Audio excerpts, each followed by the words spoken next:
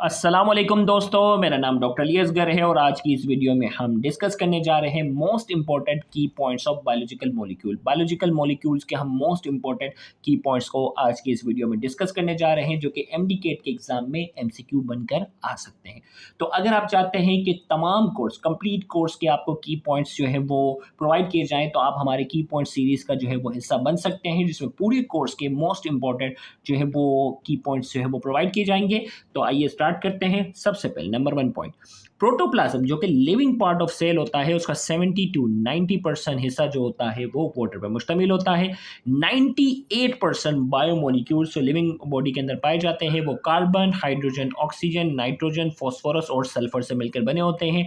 ये इन 6 एलिमेंट के नाम याद रखने।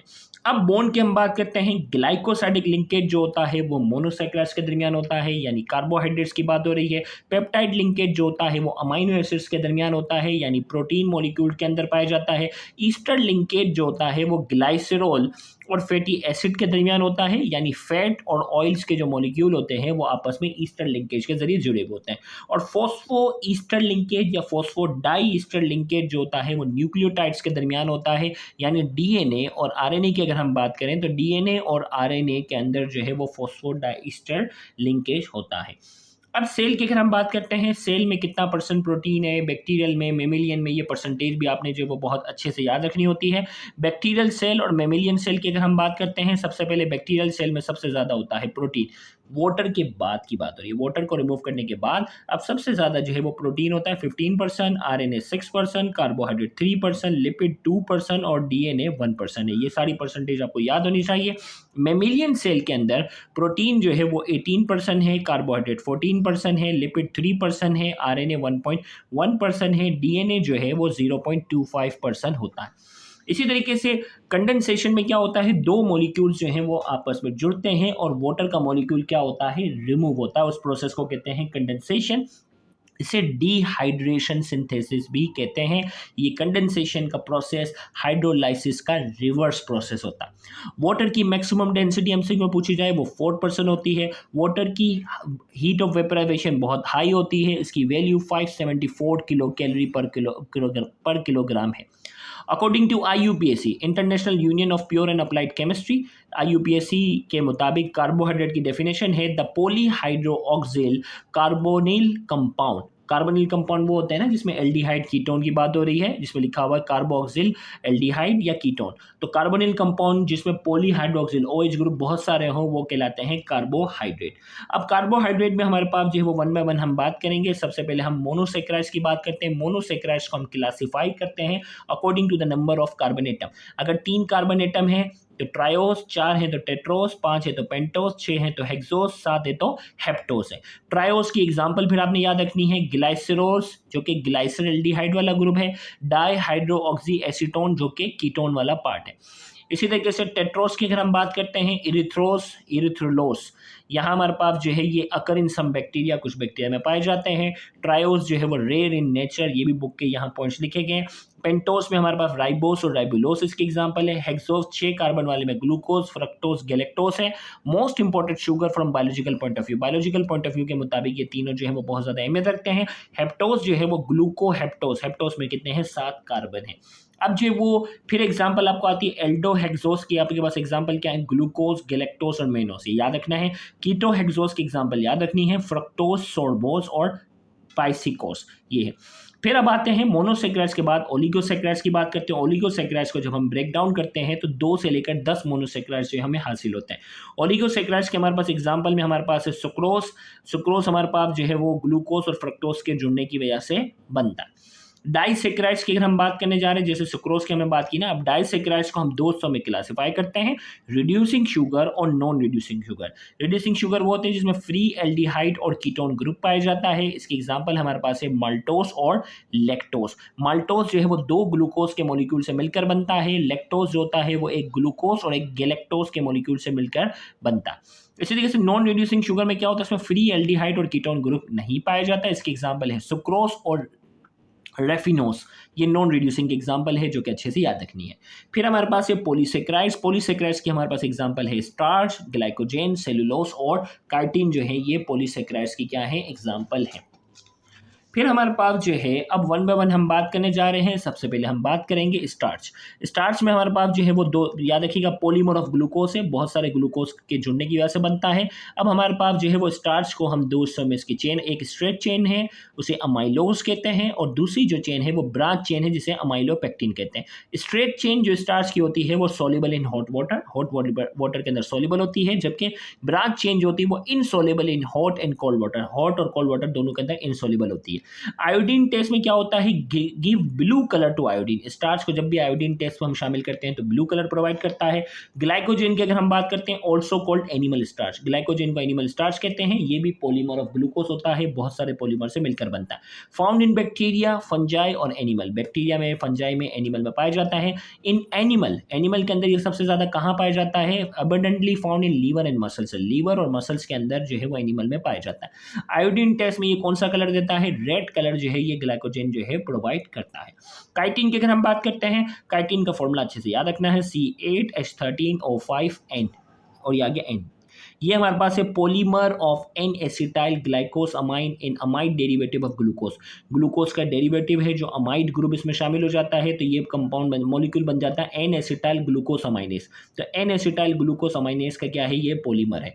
अब ये हमारे पास जो है वो प्योर और अनमोडिफाइड फॉर्म में जो है वो आर्थ्रोपोड्स में पाया जाता है। इसकी प्रॉपर्टी ये होती है, ट्रांसल्यूलेंट होता है, प्लाएबल होता है, रिसेलिएंट होता है, क्वाइट टफ होता है।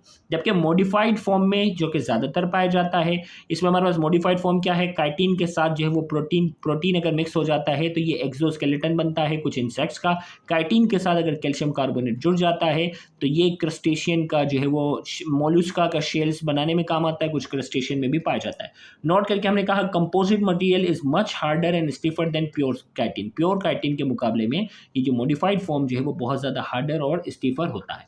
अब आते हैं स्टीरियो आइसोमर्स की अगर हम बात करते हैं, स्टीरियो आइसोमर क्या होते हैं, mirror images of each other, वो एक दूसरे की क्या होती हैं, मिरर इमेजेस होती हैं, उन्हें हम स्टीरियो आइसोमर कहते हैं।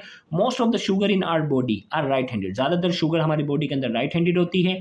Right handed and left handed sugar have same taste, right handed और लेफ्ट हैंडेड शुगर का जायका सेम होता है। Right handed enzyme metabolise right handed sugar, right handed enzyme जो होते हैं वो राइट हैंडेड शुगर को डाइजेस्ट कर सकते हैं, मेटाबोलाइज कर सकते हैं। Artificial sweetener use by diabetic patient are left handed sugar, artificial sweetener जो डायबिटिक पेशेंट यूज करते हैं ना वो लेफ्ट हैंडेड शुगर होती है, उसमें जीरो कैलोरी होती है, डाइट कोल्ड ड्रिंक डाइट, और ये हम बात करें ना जीरो कैलोरी इसलिए होती है, कोई मेटाबॉलिज्म नहीं होता क्योंकि इसमें क्या होता है, लेफ्ट हैंडेड शुगर होता है, और हमारी बॉडी के अंदर अल्लाह ताला ने राइट हैंडेड एंजाइम दिए, तो इसको क्योंकि ये डाइजेस्ट नहीं कर पाते तो डायबिटिक पेशेंट को लगता है कि भाई जायका तो बिल्कुल ज़बरदस्त है, जायका ज़बरदस्त होता है, लेकिन उसमें कैलोरी क्या होती है, जीरो होती है, और शुगर क्या रहती है, मेंटेन रहती है, कोई मेटाबॉलिज्म में वो पार्टिसिपेट नहीं करता, सीधा एक्सक्रीट आउट हो जाती है। अब आते हैं हम प्रोटीन की अगर हम बात करते हैं, प्रोटीन का वर्ड जो निकला है वो प्रोटियोज से निकला है, इसका मतलब होता है फर्स्ट रैंक। इसमें हमारे पास कार्बन, हाइड्रोजन, ऑक्सीजन, नाइट्रोजन और सल्फर पाया जाता है। एन इन लार्जर प्रोपोर्शन, इसमें जो है वो नाइट्रोजन, इन चारों में एन जो है वो रिलेटिवली दूसरे कंपाउंड के मुकाबले में ज़्यादा पाया जाता है, इसीलिए इसे नाइट्रोजनस कंपाउंड कहते हैं। बॉडी के कौन से पार्ट्स हैं जो प्रोटीन से बने हैं, हेयर, नेल्स, फीदर, ये प्रोटीन से बने हैं। मेजर सोर्स ऑफ प्रोटीन, खाने के लिहाज से मेजर सोर्स ऑफ प्रोटीन हमारे पास कहाँ से मिलता है, मीट, फिश, मिल्क, पल्सिस, ये चीज़ें हमें जो है वो खाने के लिहाज से जो है वो प्रोटीन प्रोवाइड करती हैं। अमाइनो एसिड्स की अगर हम बात करते हैं, प्रोटीन जो होता है वो अमाइनो एसिड से मिलकर बनता है। 20 बेसिक अमाइनो एसिड्स जो हैं वो पाए जाते हैं वायरस से लेकर इंसानों में, जितने भी हैं टोटल अमाइनो एसिड्स की तादाद जो है वो 20 है। अमाइनो एसिड्स का जनरल फॉर्मूला क्या होता है कि इसके पास एक कार्बोक्सिलिक एसिड ग्रुप होता है, एक अमाइनो ग्रुप होता है। अब इनकी तादाद कम ज़्यादा इसमें हो सकती है। अब एक अमाइनो एसिड दूसरा अमाइनो एसिड से जो मुख्तलिफ होता है वो आर यानी अल्काइल ग्रुप की वजह से डिफरेंट होता है। अगर आर की जगह एच आ जाता है तो सबसे छोटा अमाइनो एसिड बनता है जो कि ग्लाइसिन है। अगर आर की जगह CH3 आ जाता है तो एलिनिन बनता है। आर की जगह अगर CH2OH बनता है तो सीनिन ये अमाइनो एसिड बनता है। इसी तरह टोटल 20 अमाइनो एसिड्स हैं जो अलग अलग कॉम्बिनेशन में जुड़कर मुख्तलिफ किस्म के प्रोटीन बनाते हैं।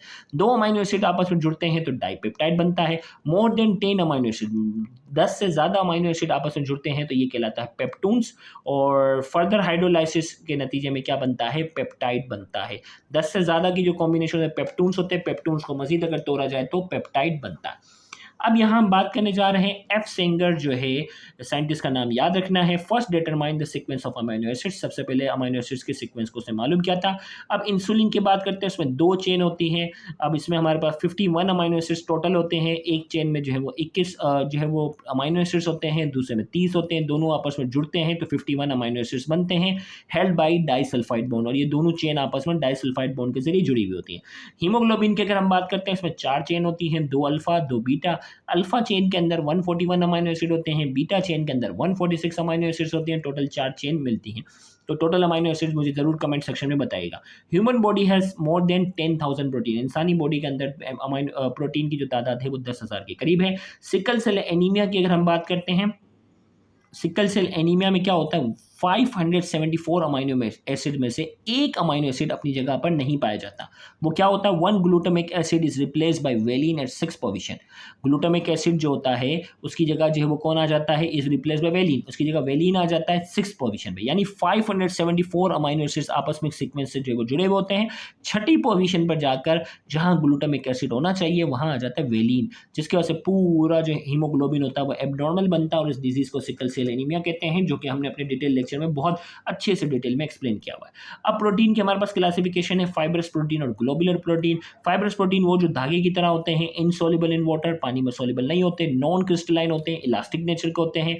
इसमें जो वो सेकेंडरी स्ट्रक्चर जो वो प्रोटीन का पाया जाता है, जिसमें ये हेलिकल स्ट्रक्चर होते हैं। Structure role in cell and organism, ज्यादातर ऑर्गेनिजम्स के अंदर, सेल के अंदर ये स्ट्रक्चरल यानी सपोर्ट करने का जो है वो प्रोवाइड करते हैं। एग्जाम्पल हमारे पास silk, spider wave, myosin in muscles, fibers in clothing, keratin of nail and hairs, ये सारे जो है वो फाइब्रस प्रोटीन के एग्जांपल है। ग्लोबुलर प्रोटीन की हम बात करेंगे, soluble in salt, acids, base, alcohol. Globular protein जो होता है वो सॉल्युबल जो होता है वो सॉल्ट के अंदर होता है, एसिड के अंदर होता है, बेस के अंदर होता है, अल्कोहल के अंदर होता है। ये ग्लोबुलर प्रोटीन में क्या होता है, टर्शरी और क्वाटरनरी स्ट्रक्चर होते हैं। याद रखिएगा, प्राइमरी स्ट्रक्चर वो होता है जिसमें अमीनो एसिड एक स्ट्रेट चेन में जुड़े होते हैं, सेकेंडरी के अंदर हेलिकल स्ट्रक्चर में होता है। तो सेकेंडरी फाइब्रस प्रोटीन में पाया जाता है, और फिर इसके बाद बेतरतीब तरीके से अगर जुड़ते हैं तो टर्शरी स्ट्रक्चर कहलाता है, और 2 या 2 से ज्यादा टर्शरी स्ट्रक्चर आपस में जुड़ते हैं तो वो क्वाटरनरी स्ट्रक्चर कहलाता है। तो ग्लोबुलर प्रोटीन जो होते हैं ये टर्शरी और क्वाटरनरी होते हैं। Soluble in salt, acid, base और अल्कोहल के अंदर होते हैं। एग्जाम्पल हमारे पास एंजाइम्स, एंटीबॉडीज, हार्मोन्स और हीमोग्लोबिन हमारे पास एग्जाम्पल है। इसका फिर नेक्स्ट पार्ट होगा, उसमें हम यहीं से जो है वो कंटिन्यू करने जाएंगे। एक बार फिर आपको रिमाइंड करें कि अगर आप कंप्लीट कोर्स के की पॉइंट्स का हिस्सा बनना चाहते हैं तो हमारे की पॉइंट सीरीज का हिस्सा लाजमी बने। Thank you very much. Allah हाफ़िज़।